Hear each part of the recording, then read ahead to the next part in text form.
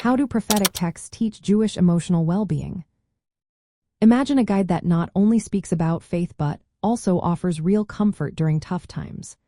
Prophetic texts in Judaism do just that by showing us how to handle our feelings and stay connected to our spiritual roots.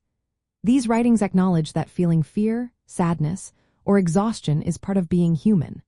For example, the prophet Elijah shows us that even the most spiritual people face emotional lows like fear and fatigue.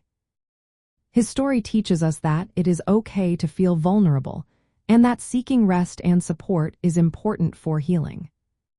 Prophetic texts also encourage us to share our feelings instead of hiding them. In Jewish tradition, there is a strong belief that talking about worries with others can lessen their weight.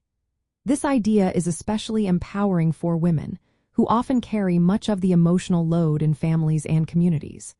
When women open up and connect, they help create a supportive environment that benefits everyone's mental health. Stories like that of Hannah, who faced rejection and deep sorrow because she couldn't have children, show us how turning to God and prayer can give emotional strength.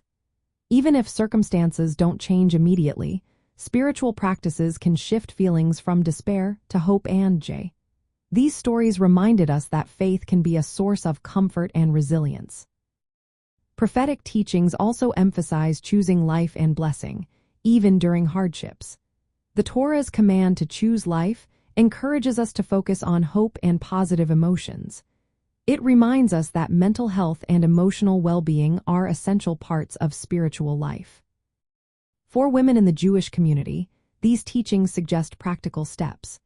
Recognize that emotional struggles are normal and part of a shared human experience. Use prayer, meditation, and studying prophetic texts to process feelings and find peace. Build networks where women can share concerns and support each other, reflecting the community's role in emotional health. Remember that rest and self-care are vital, just as God cared for Elijah when he was exhausted.